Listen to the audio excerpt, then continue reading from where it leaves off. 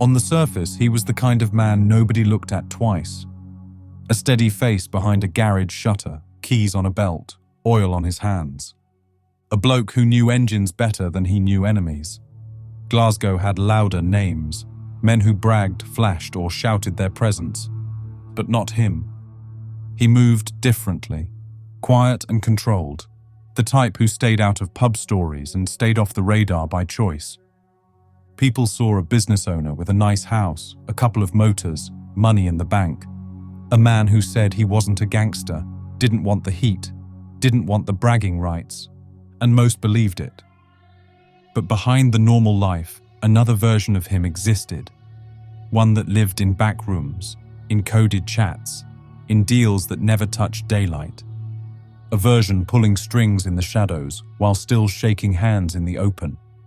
Because in this world, the most dangerous man in the room isn't the loud one. It's the one who looks like he doesn't belong in the story at all.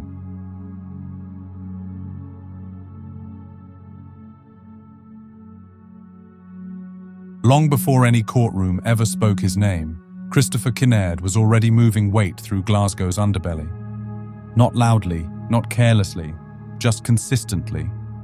From November 2019 to June 2020, the 7-month window where his hidden life did its busiest work. On paper, he ran KK Auto Solutions, an MOT centre tucked into Maryhill. A legitimate face, a respectable front. Behind it, another operation quietly turned over hundreds of thousands of pounds. Every 6 weeks, Kinnaird moved £120,000 worth of cocaine, a supply line that never stopped unless lockdowns interfered. By the end of that period, investigators would say he'd trafficked around £660,000 in cocaine and cannabis combined, including 16 kilos of cannabis, each kilo valued at £5,500. Some of the drugs, he complained to contacts, weren't the quality he expected. He grumbled that he'd spent £100,000 on cocaine and was struggling to recoup money because COVID had crushed demand. Behind the wheel of his business persona, he kept another phone, an encrypted Encro device. His chosen handle, Verbosetailor, sometimes written Verbosetailor. From that device, he sent images of bricks of cocaine and bags of cannabis. He discussed bulking out product to stretch profits. He spoke about contacts sourcing cannabis straight from Vietnam, prices rising with borders tightening. Yet even inside that hidden world, Kinnaird insisted he wasn't chasing a title. To one associate, he messaged, "I just plod away, stay off the radar, don't need to try and make £1 million or try to be gangster." He told them he had a house, an MOT station, some motors, and some dough. He didn't want a load of trouble. But trouble doesn't always come from ego. Sometimes it comes from scale. And by mid-2020, the scale of his trade was too large to stay hidden much longer.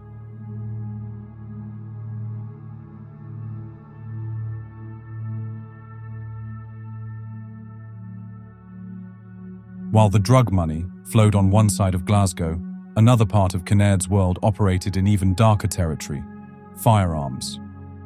His role was quieter, but no less serious. He acted as a middleman, a connector, a broker in weapons that could turn disputes into funerals. In April 2020, he sent an associate a photo of a Scorpion Evo 3 machine gun, a compact Czech weapon, the kind that comes with a reputation long before it's ever fired. He messaged that he'd be seeing the person supplying it the following day and would report back with the price.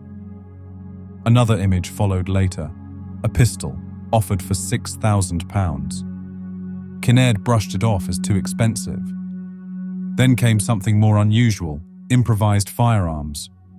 He sent a picture of a pen gun to a contact using the handle Earnbrew. He described them casually, almost like gadgets rather than weapons. They were single-shot pens described as belters. He also claimed to possess a John Wayne-style revolver, a throwback piece that still carried deadly potential. Ammunition was part of the conversations too. He said he had no bullets, but would check with another contact. None of this placed him as a shooter. He wasn't boasting about pulling triggers or settling disputes. His role, according to prosecutors, was facilitating, making introductions, sharing prices, passing pictures, keeping channels warm between people who wanted weapons and people who could provide them. It wasn't chaotic, but it was enough to turn a drug investigation into something far heavier.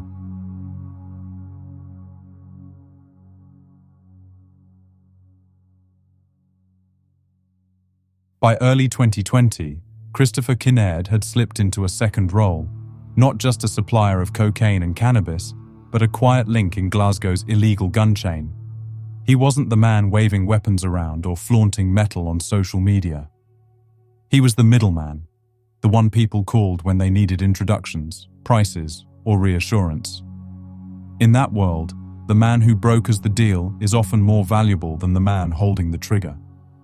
His encrypted conversations showed how he moved: calm, practical, not hungry for status, just steady, efficient, and connected. It was never about showing off.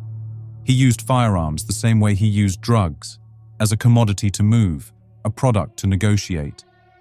A broker's mindset in a world where introductions could mean survival or ruin. The court would later say these weapons could have caused untold damage on the streets. They weren't collector's pieces. They were tools for violence, circulating through networks that thrived on secrecy. Kinnaird didn't pull a trigger. He didn't have to. His value was in the access, the phone numbers he held, the pictures he received, the confidence people had in him. He wasn't the gunman. He was the man who could get you one.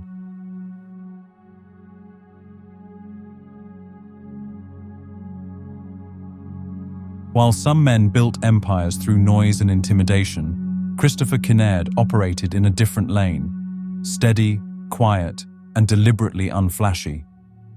Between November 2019 and June 2020, he handled a drug business that moved with the reliability of a timetable.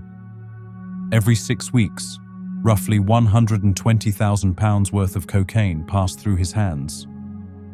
Over the 7-month period, investigators later calculated he distributed £660,000 worth of cocaine and cannabis, including 16 kilos of cannabis at around £5,500 per kilo. He didn't brag about it. In fact, the EncroChat messages showed the opposite. He complained about supply, about profit, and about how the lockdown had squeezed movement. He talked about a dealer who sourced cannabis straight from Vietnam, but said the prices were rising because lockdown had made import routes unpredictable and expensive. He discussed bulking out cocaine, not in the tone of a kingpin, but like a man trying to balance a spreadsheet under pressure. And through it all, he kept insisting on one thing. He wasn't trying to be a big player. "I just plod away, stay off the radar," he told an associate. "I don't need to try and make £1 million or try to be gangster." But troubles around him were rising. "I'm maybe looking to jump ship now because my mob have been having problems up here," he admitted during one exchange. A sign that the environment around him was getting hotter, even if he thought he was keeping his head down. Behind the quiet tone, the figures kept stacking. Supply deals, negotiated prices, reinvestment that wasn't coming back fast enough. A drug business that looked calm from the outside, but carried the constant pressure of cash flow and contact responsibility. He didn't chase a spotlight. He kept a ledger, one deal at a time, one problem at a time, until the numbers outgrew the silence he'd tried to operate in.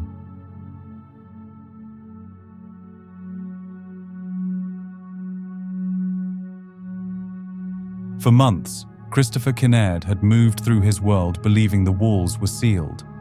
EncroChat was built on that promise. Encrypted messages, disappearing logs, devices designed to erase themselves at the first sign of trouble. It was the tool criminals across Europe trusted because it looked untouchable. It felt like a locked room with no doors. Then, in June 2020, the locked room cracked. Authorities had infiltrated the network, quietly, methodically, and without warning. Thousands of users who believed they were talking in absolute privacy suddenly had their messages sitting in the hands of investigators. Handles that once floated in anonymity were matched to real people. Among them was Kinaird's alias, Verbosetailor. The transformation was instant. Conversations that once looked like normal back and forth suddenly became evidence, timestamps, images, price lists, and discussions about supply and firearms. His photos of cannabis and cocaine, his messages about pricing and quality, and his attempts to line up weapons for others all shifted from casual criminal logistics into a digital paper trail. His operation didn't collapse with noise, it simply stopped being invisible. Once the system was compromised, no amount of caution, quietness, or self-described low profile could mask what the logs revealed. Deals became dates, handled goods became quantities, conversations became exhibits. Cinaird himself hadn't drawn attention on the street. He stayed in Glasgow, ran KK Auto Solutions, and lived the life of a man who avoided chaos. But the digital world he relied upon had folded around him. And the exposure didn't come from betrayal or rumors. It came from forensic certainty. A network he trusted had already been recording its own downfall. EncroChat's collapse didn't lead to an immediate knock on his door. The operation hadn't ended because he stopped. It ended because the system he relied on had quietly turned the lights on.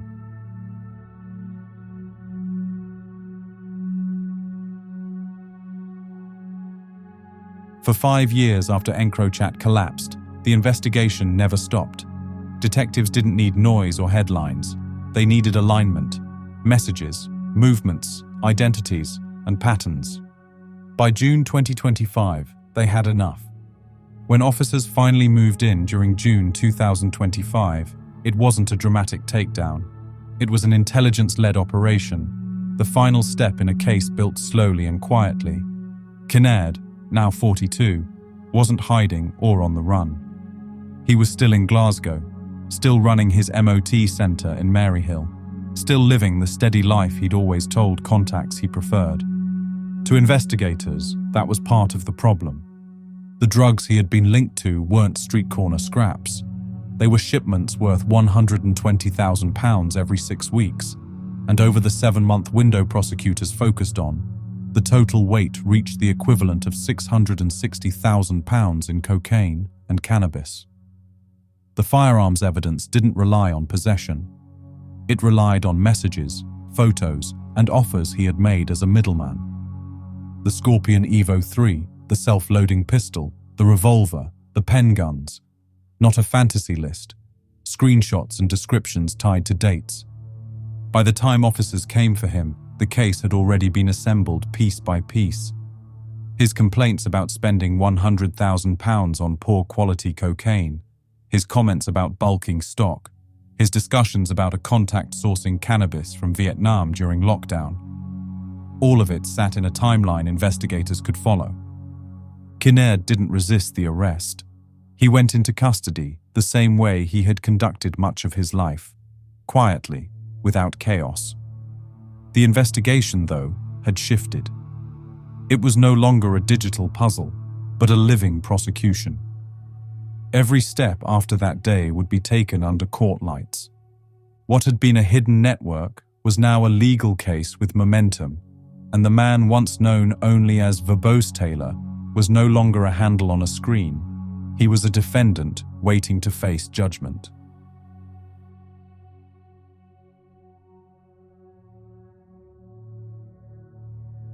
By the time Christopher Cinaird stepped into the High Court in Glasgow in October 2025, the case wasn't a mystery. It was a stack of digital evidence, photographs, and financial patterns laid out with clinical precision. The courtroom wasn't chaotic, it was controlled, exactly the opposite of the world described in his messages. He pled guilty at an early stage, a decision that later reduced his sentence from 9 years to 6. His defense counsel, John Scullion KC, told the court that reports showed insight, shame, and regret, and that witnessing drug abuse inside custody had intensified that remorse. It wasn't an argument for innocence, it was mitigation. On the other side, David Dixon KC, prosecuting, walked the jury through the substance of what had been recovered. The £120,000 cocaine drops, the £660,000 total drug value, the 16 kilos of cannabis, the discussions about lockdown-affected supply routes, and the messages complaining about losing £100,000 on poor-quality cocaine. Nothing sensationalized, just facts tied to timestamps. Then came the firearms. Photos shown in court included the Scorpion Evo 3 machine gun, a weapon that came with a silencer, and screenshots of messages where Kinnaird talked about meeting the man who had it and reporting back with a price. The court saw the image of the pistol offered at £6,000, Kinnaird's comments calling it too expensive, and his references to a John Wayne-style revolver.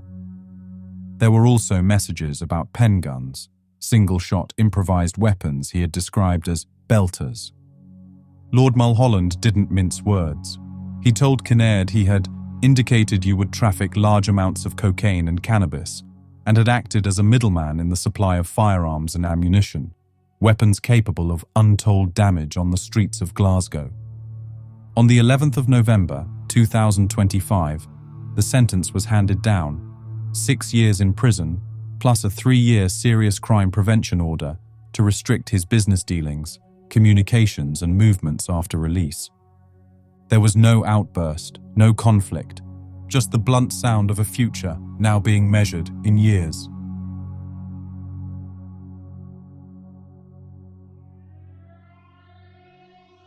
In the end, it wasn't the guns, the cash, or the coded chats that defined Christopher Kinnaird's story. It was the grind behind it, the quiet dealings, the steady flow, the way he moved weight like a man convinced he could stay one step ahead simply by keeping his head down. But the radar always moves. He kept deals rolling through a pandemic, complaining about bad batches, lost cash, and lockdowns tightening the streets around him. For a while it worked. The business flowed, the money kept circling, and the mask held. Then the lines he walked began to narrow. Associates drifted, pressure built, loose ends tightened, and the world he thought he controlled folded in on itself. Slow at first, then all at once. Now just a man who spent years staying under the radar, until the radar finally locked on. For more raw and real crime stories, hit the like button and subscribe. Until the next episode, stay alert and stay safe.